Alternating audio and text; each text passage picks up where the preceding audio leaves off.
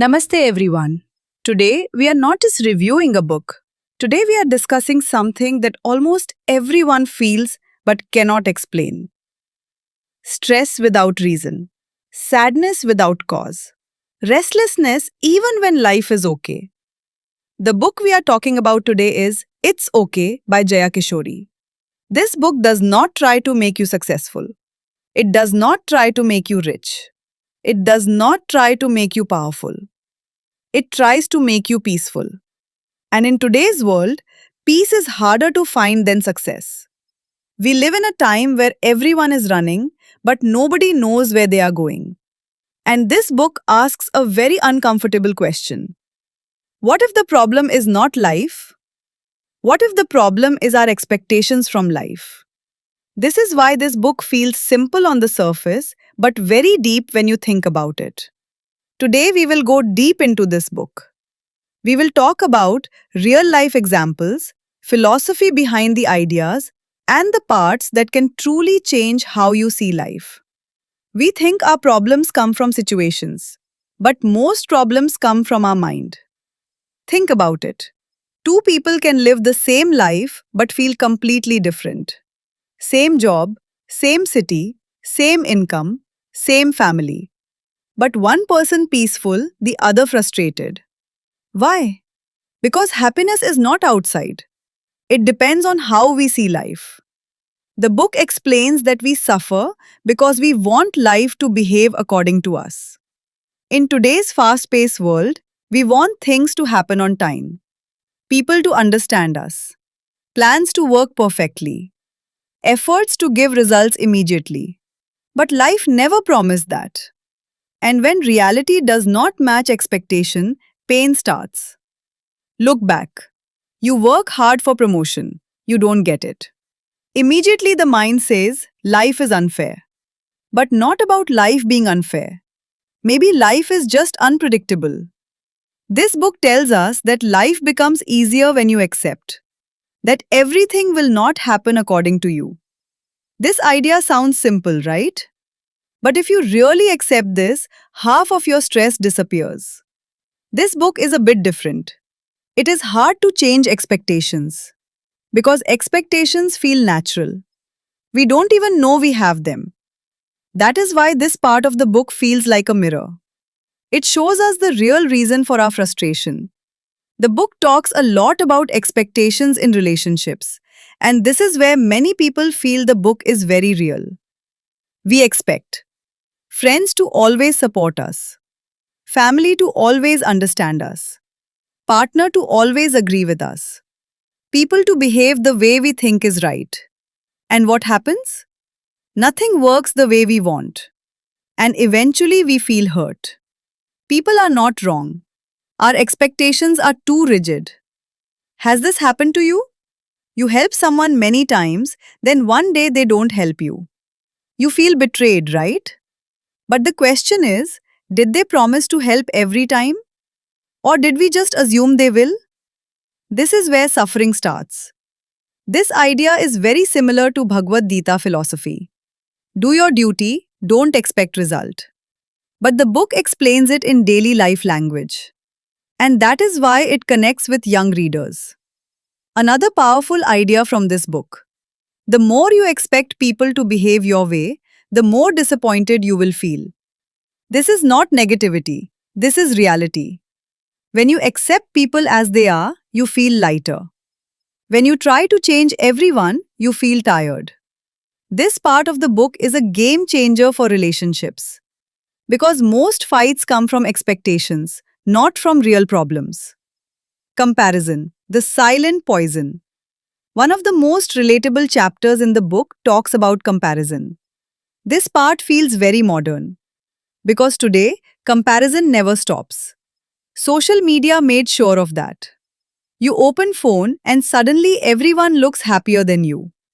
Someone traveling, someone earning more, someone getting married, someone buying house, someone getting success. And slowly your mind says, my life is behind. Even if your life is fine. This is the trap. The book gives a very strong idea. Peace begins when comparison ends. This line sounds small, but it can change life. Has this happened to you? You are happy with your salary. Then you hear someone earns double. Suddenly the happiness disappears. Did your salary change? No, only comparison changed. Suffering comes from desire for what others have. But again, this book explains it in very simple words. That is why it feels easy to understand but hard to follow. And that is why this book stands out different. One of the most powerful parts of the book is when it talks about the mind. The book says something very simple but very deep. Most problems are not in life. Most problems are in the mind. We don't suffer because of situations. We suffer because of how we think about them. Has this happened that someone didn't reply to your message? Mind starts to think, are they ignoring me? They don't respect me. I'm not important. And suddenly you feel hurt. Nothing actually happened, but mind created pain. This is exactly what the book explains. Your mind can be your best friend or your biggest enemy. This book explains the same thing in daily life language. You see this so many times. Two people fail exam. One thinks, I will try again. Second thinks, my life is over. Same situation, different mind, different suffering. This part of the book is very deep because it teaches responsibility. Not to blame life, not to blame people, not to blame fate. Understanding the mind. And once you see this, you start feeling more in control. Not control over life, but control over reaction. And that changes everything. Another part of the book that stands out is about letting go. We think holding on makes us strong. But the book says, sometimes holding on makes us tired. We hold on to past mistakes, old fights, broken relationships, unfair situations, things that did not happen. We carry them for years. Someone insulted you 5 years ago. They forgot, you didn't. Who is suffering? Ooh. This is why the book says, letting go does not mean losing. Letting go means choosing peace. This idea is very powerful, but very difficult. Because ego does not allow letting go. We want to prove we are right. We want justice. We want explanation. We want apology. But life does not always give that. And the book teaches acceptance instead of control. But again, the strength of this book is simplicity. No heavy words, no complex philosophy, just practical life advice. And that makes it relatable.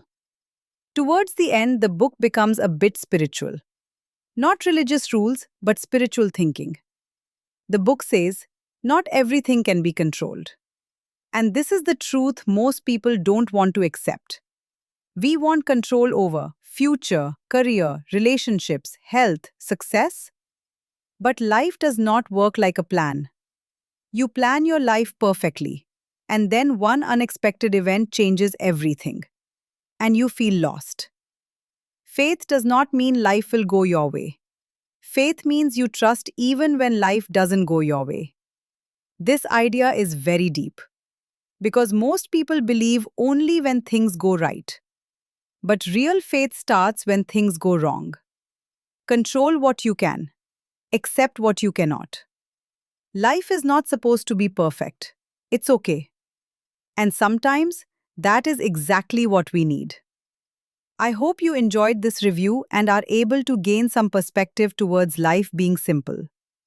Do suggest some books that you would like us to review. For more reviews, subscribe to the channel.